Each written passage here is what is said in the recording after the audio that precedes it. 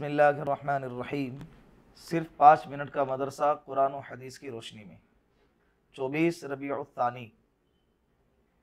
Number 1, इस्लामी तारीख़। नबी अलैहिस्सलातु वस्सलाम के कत्ल की नाकाम साजिश। कुरैश को जब मालूम हुआ कि मोहम्मद सल्लल्लाहु अलैहि वसल्लम भी हिजरत करने वाले हैं, तो उनको बड़ी फ़िक्र हुई कि अगर मोहम्मद सल्लल्लाहु अलैहि वसल्लम भी मदीना चले गए तो इस्लाम जड़ पकड़ जाएगा और फिर वो अपने साथियों के साथ मिलकर हमसे बदला ले लेंगे और हमें हलाक कर देंगे।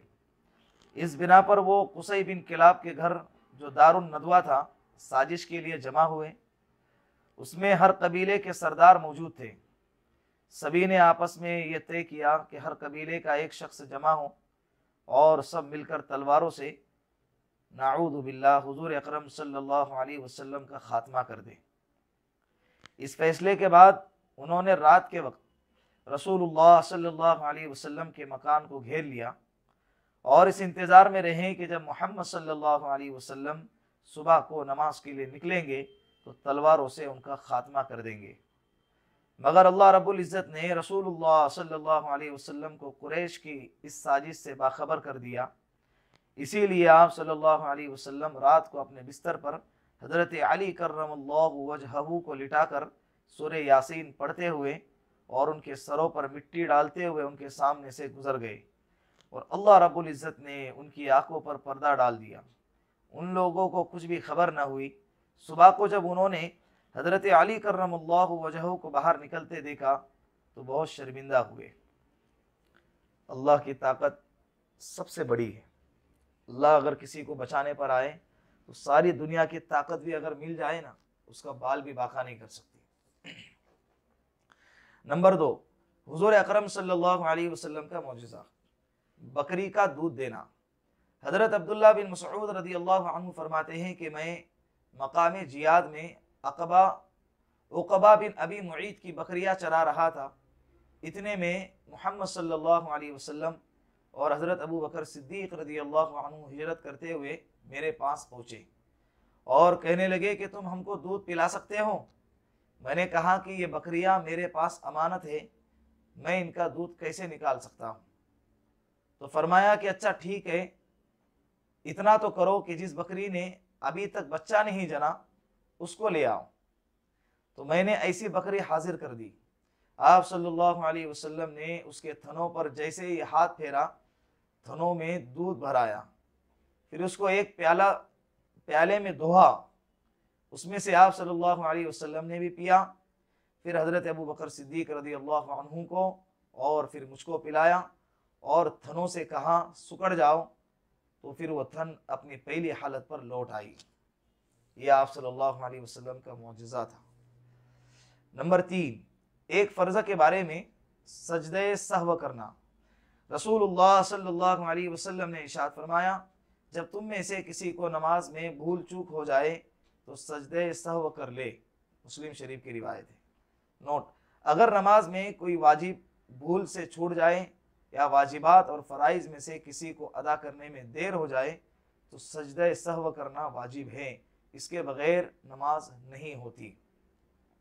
नंबर 4, एक सुन्नत के बारे में बारिश के लिए दुआ मांगे।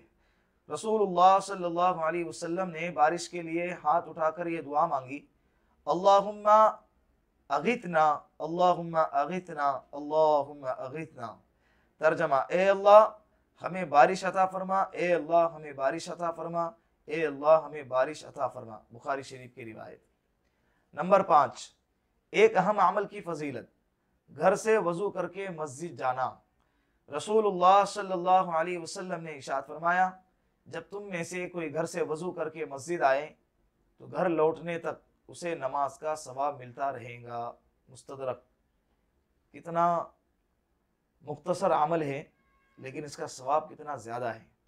आप सल्लल्लाहु अलैहि वसल्लम ने फरमाया कि जो बंदा घर से वज़ू करके निकलेगा, तो वज़ू करके निकले मस्जिद जाने के लिए, मस्जिद जाए, नमाज पढ़े, उसके बाद घर लौटे, जितना भी टाइम लगेगा अल्लाह रब्बुल इज़्ज़त पूरा टाइम उसको नमाज का सवाब अता करेगा।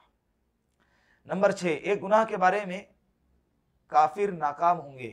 कुरान करीम में अल्लाह रब्बुल इज़्ज़त फरमाता है, बेशक जो लोग काफिर हो गए और दूसरों को भी अल्लाह के रास्ते से रोका और हिदायत जाहिर होने के बाद अल्लाह के रसूल की मुखालफत की, तो ये लोग अल्लाह के दीन को ज़र्रा बराबर भी नुकसान नहीं पहुंचा सकेंगे और अल्लाह इनके तमाम अमाल को बर्बाद कर देगा। सूरह मुहम्मद। नंबर 7, दुनिया के बारे में लोगों की कंजूसी। कुरान करीम में अल्लाह रब्बुल इज़्ज़त फरमाता है, सुन लो, तुम ऐसे हो कि जब तुमको अल्लाह की राह में खर्च करने के लिए बुलाया जाता है तो तुम में से बाज़ लोग बुखल करते हैं, और जो शख्स कंजूसी करता है तो हकीकत में अपने ही लिए कंजूसी करता है, और अल्लाह रब्बुल इज़्ज़त गनी है, किसी का मोहताज नहीं, और तुम सब उसके मोहताज हो। सूरह मुहम्मद। आखिरत के बारे में हौद कौसर क्या है? रसूलुल्लाह सल्लल्लाहु अलैहि वसल्लम ने इरशाद फरमाया, कौसर जन्नत में एक नहर है जिसके दोनों किनारे सोने के हैं और वो मोती और याकूत पर बहती है। उसकी मिट्टी मुश्क से ज़्यादा खुशबूदार, उसका पानी शहद से ज़्यादा मीठा और बर्फ़ से ज़्यादा सफ़ेद है।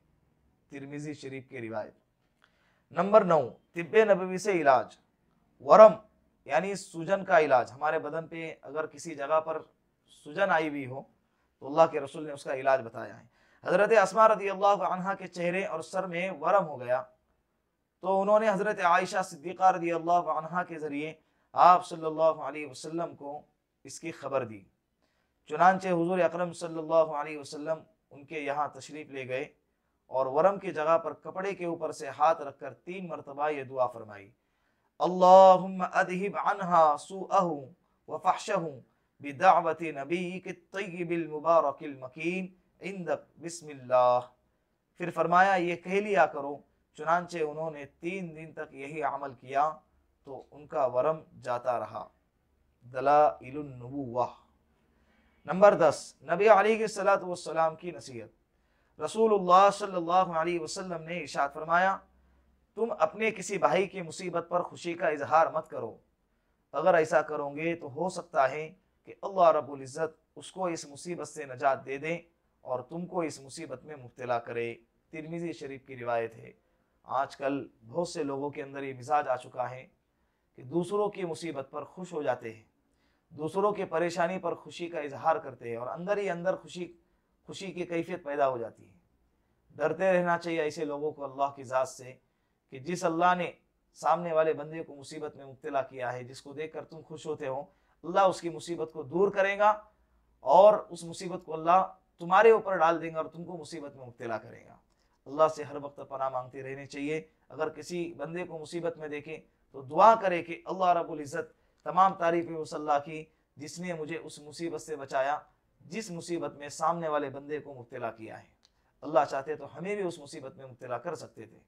अल्लाह रब्बुल इज़्ज़त इन बातों पर हम सबको अमल करने की तौफीक अता फरमाए।